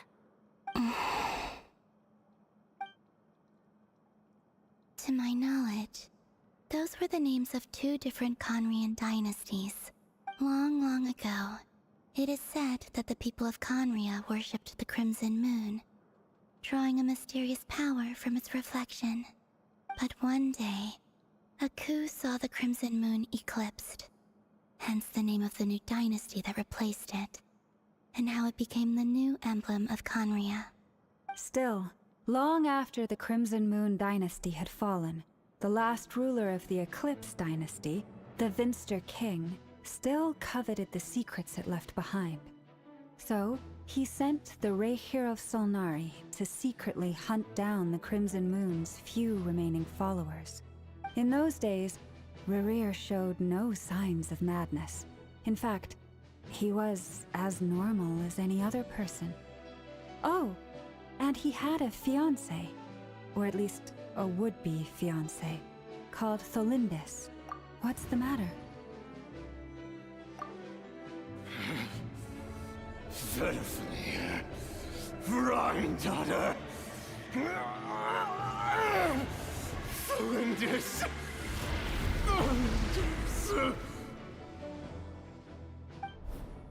Interesting. Anything else? What about this would-be fiancé of his? Do we know anything about her?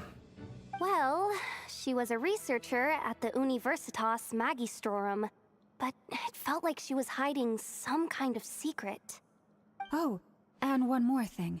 For some reason, Rerir's fragment also contains some of Tholindis' memories, though only a very small portion. Well, no shortage of potential leads, I'll give you that. In any case, it sounds like we can conclude that while Tholindis was still around, Rerir appeared to be lucid and quite normal. Tholindis, it seems, must have been the one thing in this world that he couldn't let go of. Tell me, though, were these pure-blood Conorians we're talking about here? Why do you need to know that? Hold on. If she was a pure-blood Conrian... Oh yeah! Just like how it was with the captain! If we could somehow find her, do you think there's any chance Rerir might regain some of his sanity? It's possible, but it would take a miracle. We can't pin all our hopes on that. That merchant who never knows, Dori Sangama Bay. Maybe we could hire her to look into it. All right, then. Let's keep working in our separate teams. Traveler, Paimon, Kutar, and Miss Arlecchino will go look for the iridescent moon's marrow. As for the others... On the way over here, I noticed that the Wild Hunt monsters had grown even more frenzied in their search for Kutar. At this rate, the people living here will be in grave danger too. So I'm thinking of gathering together some of our followers to go wipe them out. I'll head back to the Curatorium and meet up with the boss. Feels good knowing we've all got something to be getting on with. Given that the Wild Hunt has been a lot more active lately, the Lightkeepers have likely begun their own operations too. If that is the case, someone will need to pass the news on to Flint's. I'll hold the fort for now, then discuss our next move with Flint's, Aino, and Anefa when they get back. All right then. Well, the clock's ticking. If that's everything, we'll be on our way. We'd better get moving too. We'll try to buy you as much time as we can. Relax. Just do your thing. Now, I decided to call in some backup since things are getting so hairy. Stay safe, everyone.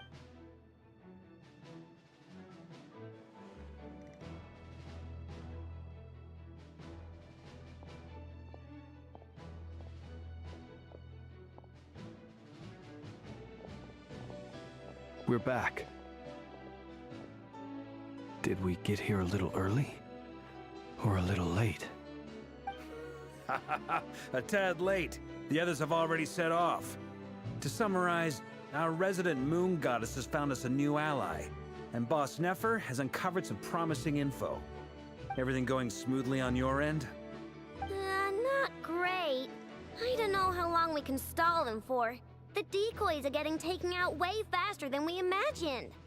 I'm gonna make some more later, but I need a timeout first. I'm so tired right now. Oh, right! Inefa, could you fill in Uncle Varka on what we just discussed with Flint's? Sure.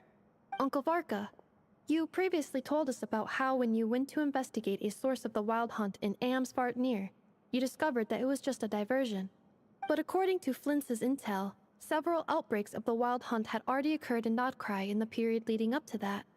That was before Rerir had regained his body, when he was far from regaining his full strength. In other words, in theory at least, he still lacked the means to act in 2 places at once. Flins, with everything that's been happening, the Lightkeepers across Nodkrai are rallying to fight back against the Wild Hunt. They're gonna need your help. I know, I'm sure you're capable of coming up with something far more effective than decoys. But for now, you should stay here and get some rest. And Effa and I will head back over to Amsfartnir to see if there's anything I missed.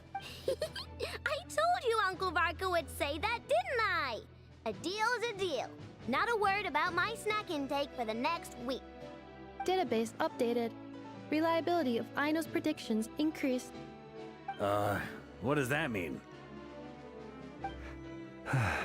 They were betting on how you'd respond after hearing their intel. It's the obvious choice, isn't it? That's hardly worth betting on. We already decided that Anefa should go investigate the situation over at Amsfartnir on her own. You might as well stay here and keep watch. Someone needs to hang back and oversee our strategy meetings. And besides, you still haven't fully recovered from ambushing Rerir. So I've ended up with the easiest assignment. Well, I appreciate it, everyone. See you when you get back.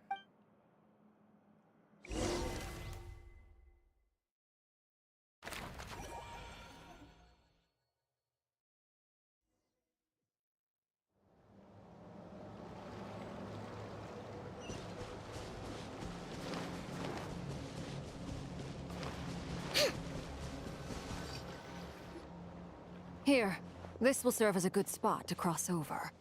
Arlecchino, hold up a second. Since you brought us all this way, would you mind telling us what you've got planned? We still haven't got the slightest idea what's going on here. And if even Columbina doesn't know where the iridescent moon's marrow is, how do you? Simple. Because I am an inheritor of the royal bloodline of the Crimson Moon. And one of the last surviving embers of the 2 worlds' flames. Huh? Are you serious? As in, you're a descendant of that Crimson Moon dynasty we were just talking about? The one from ancient Conria? Your surprise is understandable. I was also taken aback when I first learned of it. But the more I thought about it, the more I realized the signs had been there all along. When I was young, I discovered I could wield a very special kind of fire. It coursed like blood through my veins and smoldered away inside my nerves. What's more, whenever I experienced strong bursts of emotion or drew too deeply on this power, it was like some kind of presence within the fire would begin to gnaw away at me, consuming me from the inside out. Exactly. That is why my hands are like this, too. At first, I saw it only as a curse, but once I became a harbinger, the Jester apprised me of the truth. Together with my own investigations over the past few years, there are several things that I have gradually come to understand. For instance, take the so-called Crimson Moon. In truth, it is nothing more than the shattered remnants of the iridescent moon, fused with the abyss to prolong its lifespan. Since this blood flame was bestowed upon me by the Crimson Moon, it is a fusion of the iridescent moon's former power and the corruption of the abyss. You all understand the nature of the abyss well enough. I draw upon its power, and in return, it hungers for my soul. This strange blackness is the mark of corruption it has left behind. If I recall correctly, you once told me that if the corruption ever made it to your heart, you'd become a completely different person. Yes, and that's the reason I'm always careful not to push my power too far. It's essentially a never-ending tug-of-war. Oh, sounds intense. Anyway, the rest of my story can wait. Is there anything else about the Crimson Moon or the Iridescent Moon that you're unclear about? Paimon has a question. So, the Crimson Moon that the Carians used to worship was actually the Iridescent Moon, right? Which was one of the 3 Moon Sisters. Does that mean that the Carians were to the Crimson Moon as the Frost Moon Scions are to the Frost Moon? So much of that history has been lost. We have no way of knowing exactly what they were like. But I would suspect that the Conrians weren't as devout in their moon worship as it might appear. The iridescent moon's remains simply served as their link to the Abyss. Later on, perhaps someone discovered a way to make direct contact with the Abyss. Or maybe there was some kind of ideological divide. Either way, a dissenting faction staged a coup and drove out the royal heirs of the Crimson Moon dynasty. Still, even with the dark sun looming high overhead, the Crimson Moon's glow never truly faded. If you want living proof, it's standing right before you. The first time we met, I sensed something familiar in your presence. When I looked at you, I felt I could see that mysterious red moon in the corner of my eye. In your flames, I saw its broken image, surrounded by a strange black aura. Well, I appreciate that you kept it to yourself. Much about the Crimson Moon is still a mystery, and I'd prefer not to end up as the object of an insane research project. Anyway, time is against us here, so if there's any other questions, they'll have to wait. I just want to make sure I've got one thing straight. In her letter, Sandrone mentioned that since you are unable to contain the iridescent moon's marrow yourself, you intend to leave it in my custody. Correct? That's right. For now, it's the only way I can pay you back for your help. The iridescent moon is already part of who you are. So with its marrow in your possession, you'll be even more powerful than before. Deal. Then let's get started. Get what started? What does this place have to do with the Crimson Moon? When I first became a Harbinger, the Jester gave me a book called Paranhari, also known as Leobranto Inamorato. You should be able to buy a copy next time you're in Fontaine. It's a love story set in the Crimson Moon era. But setting aside the tangled romances of its characters, it also records a few interesting details. In the Crimson Moon era, or so the story goes, there was an orphanage that received children from beyond the bounds of this world, and subjected them to a peculiar induction ceremony. Beyond the bounds of this world? For real? And what kind of induction ceremony? The Crimson Moon sages looked beyond this world for beings with powers that surpassed the gods. But fearing they might lose control, they subjected these children to a process of refinement. They made these children crawl up a fireplace and kept asking them, "Have you died? Did you see it?" Until they finally admitted to having died and seen a crimson moon. The adults embraced the children who passed the ritual, telling them, "Within the fireplace, you have traversed the flames between two worlds. Here and now, you are born anew." The book leaves much unsaid, but I suspect that this was their way of branding the children they had enrolled, leaving an indelible mark upon them so that they would forever live in the Crimson Moon's light. That explains why I can't sense the Crimson Moon's marrow in this world. It makes sense that it would be sealed in a special space that can only be accessed temporarily through some kind of ritual. But there's no fireplace here. Do you see a chimney anywhere? Oh, are we supposed to build it ourselves? Okay, fine. Paimon will go find some bricks. That won't be necessary. The fireplace is purely symbolic. The key to the ritual is crossing the flames between two worlds. In other words, the flames that burn within me. Those burned away by such flames leave behind a kind of ghostly afterimage in the world. In the days of Conria, people believed they could be used to bridge the gap between the two worlds of life and death. In short, I can open a passage to that space for you. That's the easy part. The catch is I'll need to stay on this side to keep the passage open, so I won't be able to come with you. Once you're inside, you'll have to find your own way. Very well. Then I'll open it up. Traveler, spare me a little more moonlight if you would. I may need it.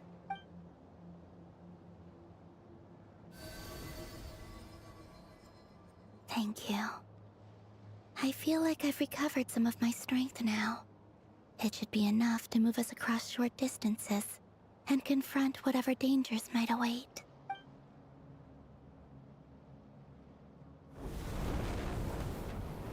Mistress of the 7 hues of ages past, Great Mother of the present, crimson-clad sovereign of the 2 realms, by fire severed, by fire renewed, I offer myself now and beseech your descent.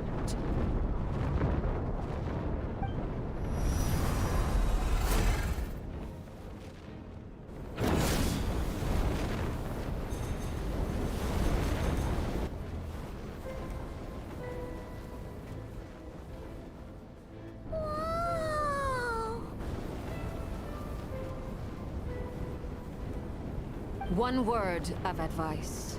As you're crossing over, no matter what voices you hear, do not answer. Got it! I sense a sinister gloom inside, but also the familiar light of the moon. I feel that I am about to meet an old friend who has changed beyond all recognition. All right, let's go.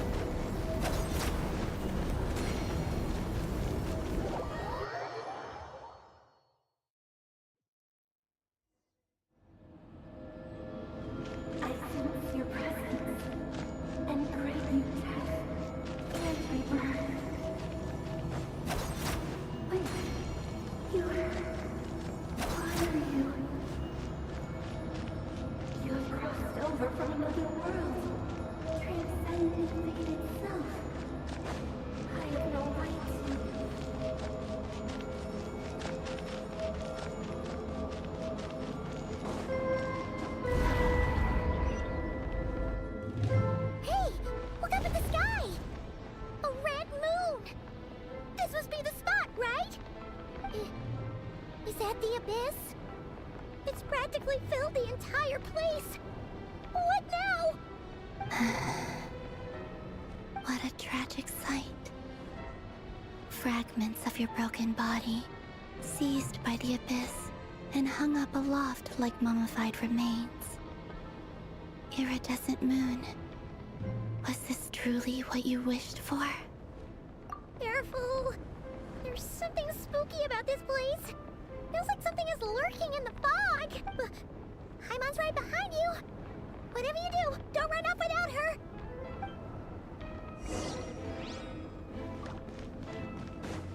By the way, Kalambina, didn't you tell us that the iridescent moon had shattered into pieces? The moon up there looks pretty whole to Paimon.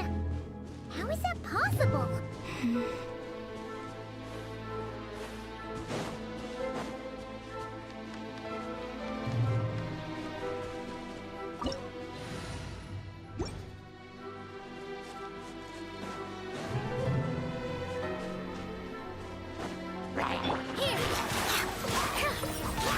Bitter pill to swallow. Can't hide the truth. It all falls into place.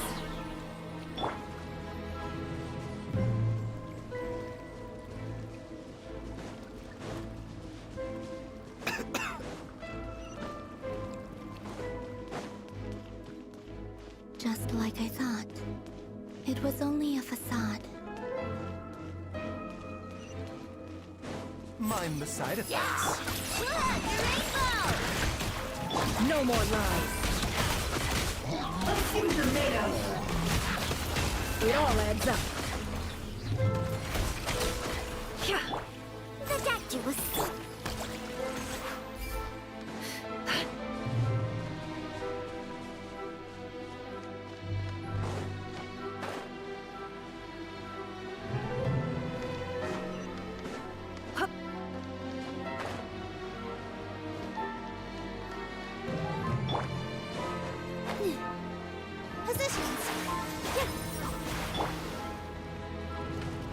Mind the side effects.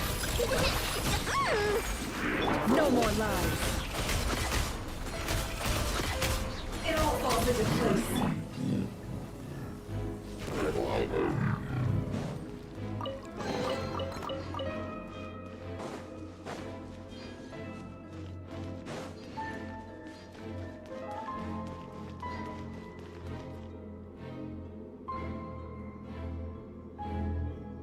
Huh? Huh? For real? That's way too high! There's no way we'll be able to reach it! No. I'm not sensing anything up there. It's coming from under the mountain. Let's see... Ah! There's some kind of weird shadow over the water! Wait, see that? Looks like a mechanism of some sort. Let's check it out!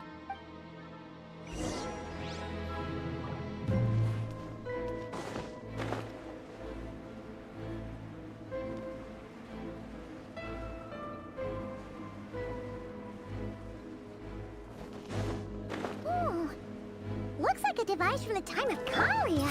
Maybe people once came here to study the Crimson Moon's domain, and they left this behind.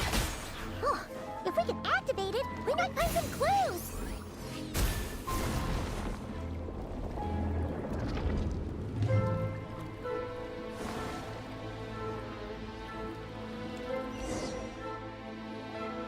Hey, look at that! Now that the mechanism's running, the shadow in the water looks different.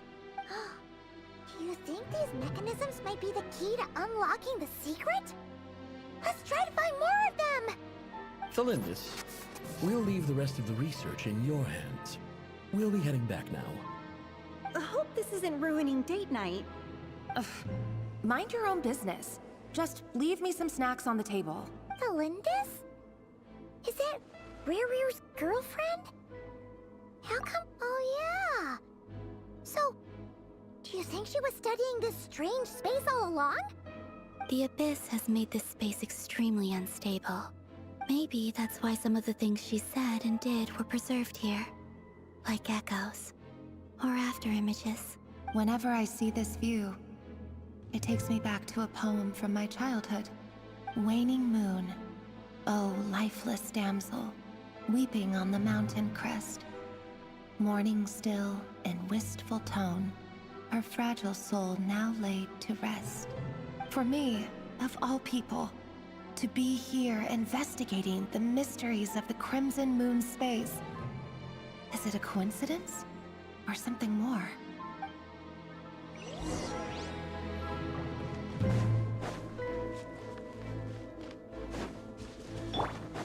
Here! Protect you with sea.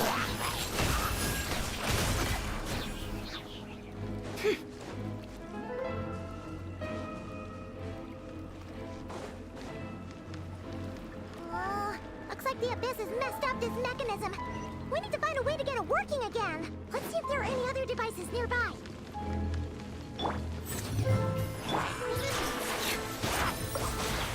You're blocked! Let's see what you're made of. It all adds up. Time to go clean. The doctor will see. Chew on this! No more lies.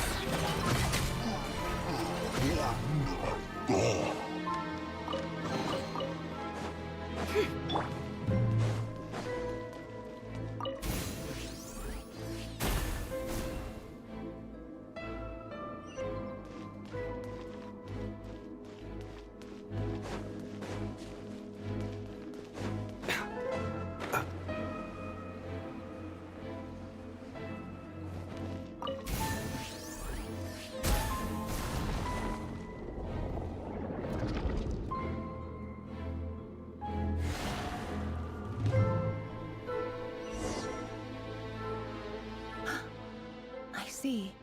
So the moon marrow, or rather the power of the 3 moons, is the key to unlocking... If it really does exist, then maybe this madness can finally be put to an end.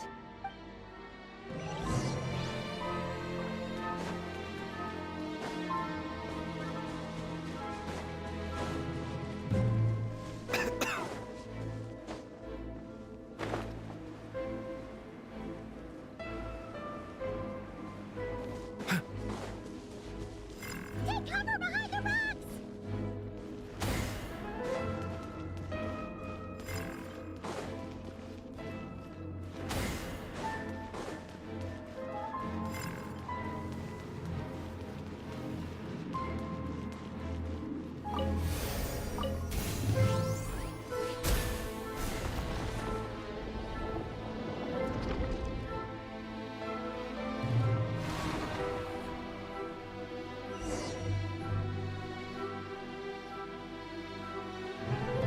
With the Abyss inhibitors in place, I should be able to access the chamber with the moon marrow.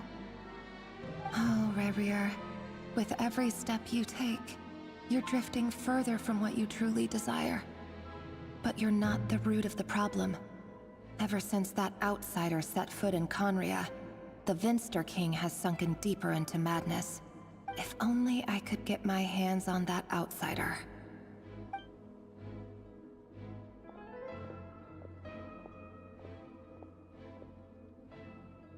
Hey look! The moon's reflection is back to normal! Felindus's voice mentioned a chamber with the moon marrow. Do you think maybe it's hidden in the moon's reflection? It must be. For within it, I sense the fragile aura of a dying soul. Then there's no time to lose! Let's go!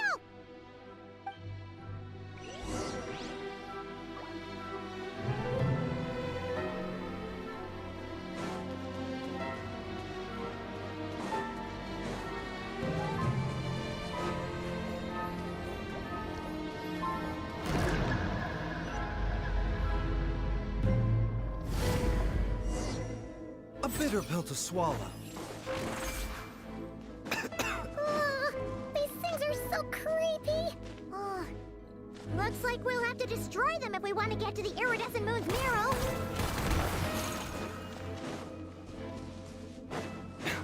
The doctor will see you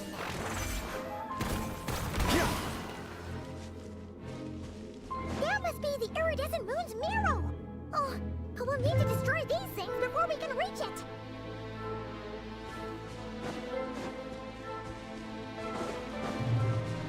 A bitter pill to swallow. It all adds up.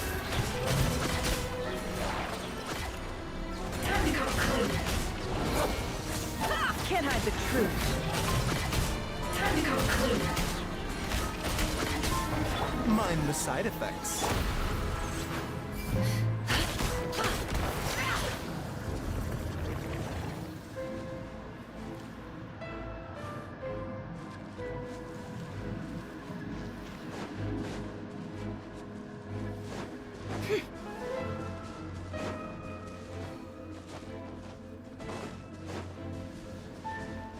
A bitter pill to swallow.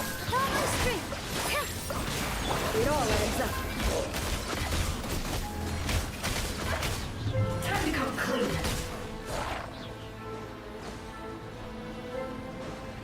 The doctor will see. Ding dong water bomb! Ready? The deception ends here.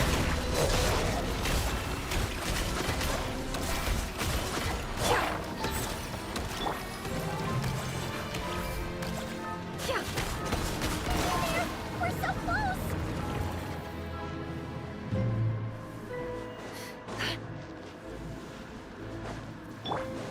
Mind the side effects. Here! Go claw! Look, the rainbow! No more lies. Let's see what you're made of. What a joke. It all adds up. Seek within. The doctor will see you.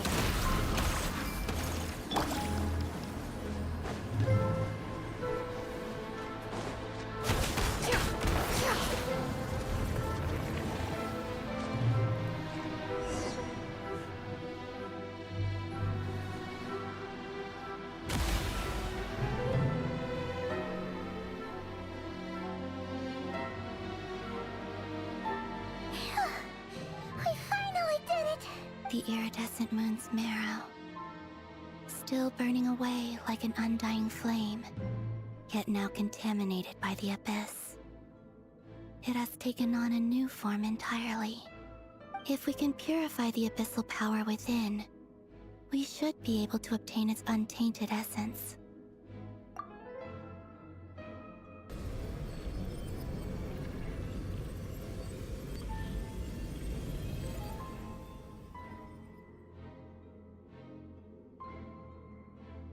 It's so cold.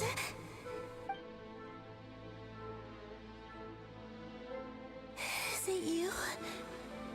Are you here? Huh? Are you talking to us? At long last, I can see you once more.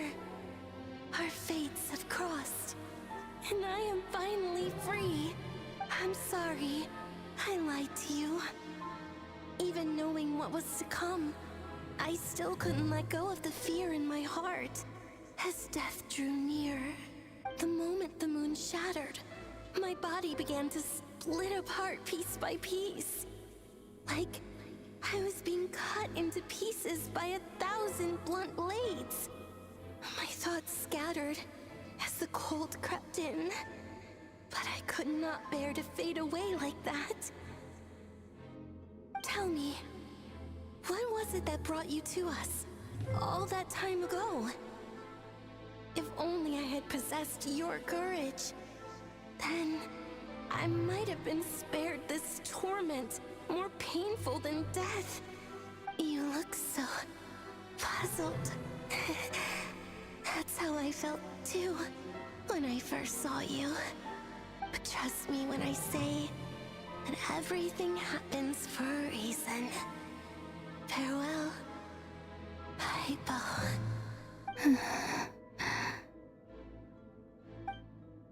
What was that all about? Was that the goddess of the iridescent moon? It sounded like she was speaking to a long-lost friend. But none of us have ever met her before, right? Perhaps. She took me for the goddess of the frost moon she once knew. For a fading soul like hers, our auras must be too similar to tell apart. But anyway, we've got the iridescent moon's Alright, time to leave this place and meet back up with Arlecchino. Let's go!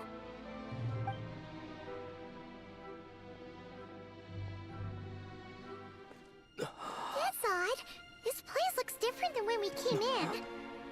Waning moon, Huh? oh lifeless damsel. Oh.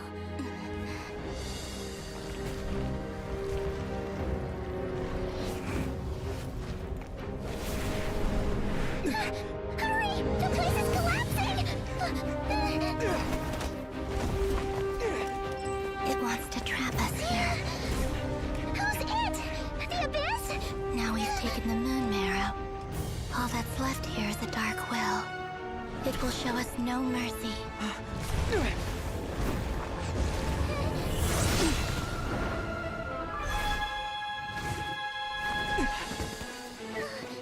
Give it back! The crimson moons! My marrow! My heart!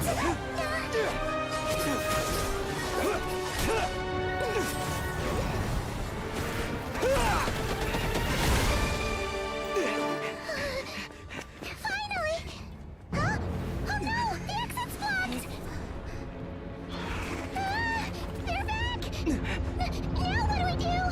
This is where you fall. Witness my rise.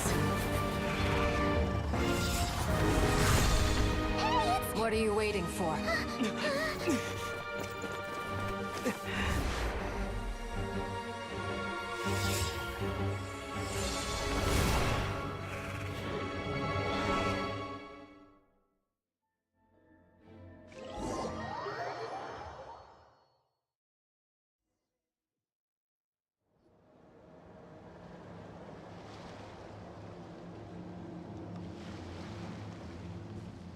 Oh, we made it! Was that you, Arlecchino? Did you save us? Wait, your hands! They're... Oh, this? Don't worry. It's a small price to pay.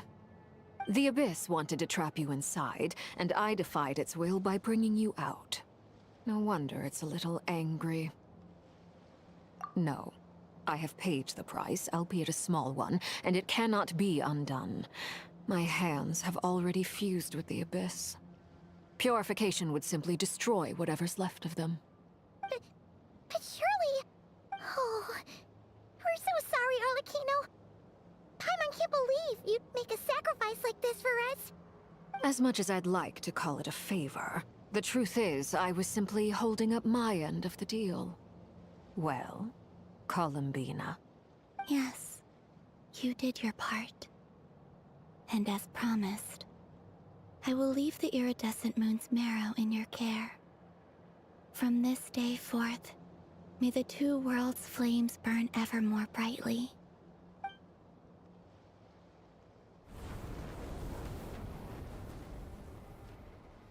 I'll take that as a blessing. Now, Columbina, give me your hand. Accept this moonlight I offer in return.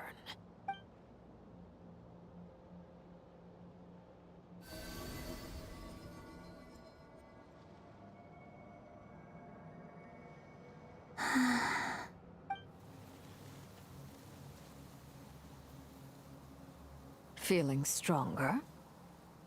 Hey, Columbina! Are you okay? I'm fine. Our powers are a little at odds, that's all.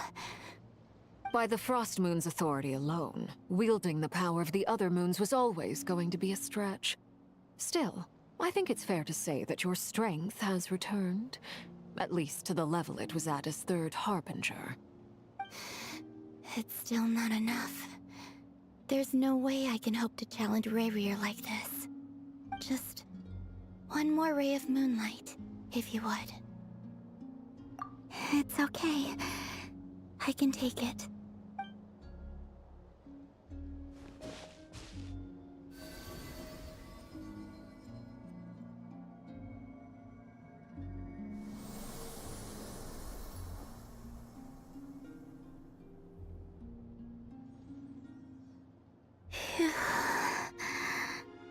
How about now?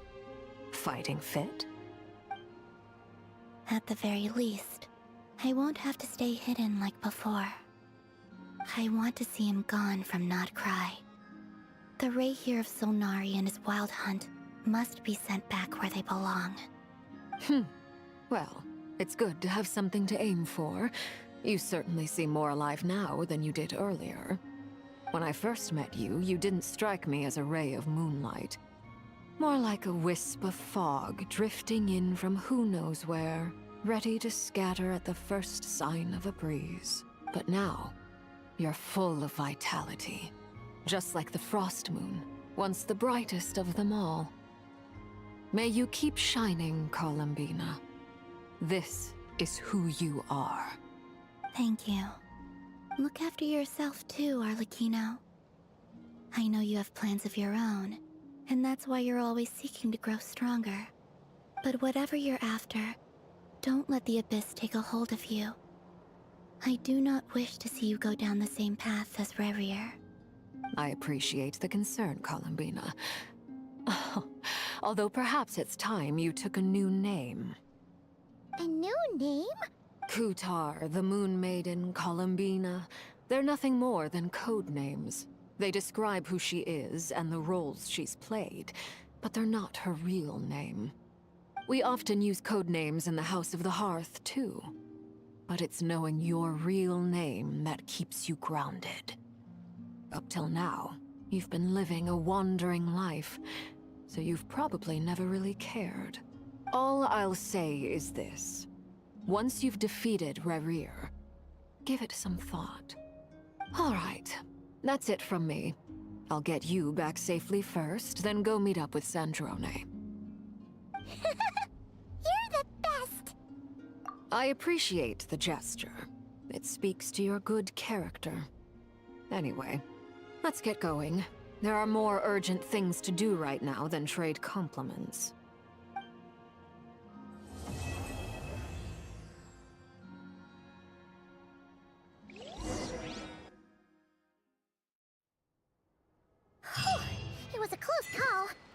get the iridescent moon's marrow and restore Columbina's strength.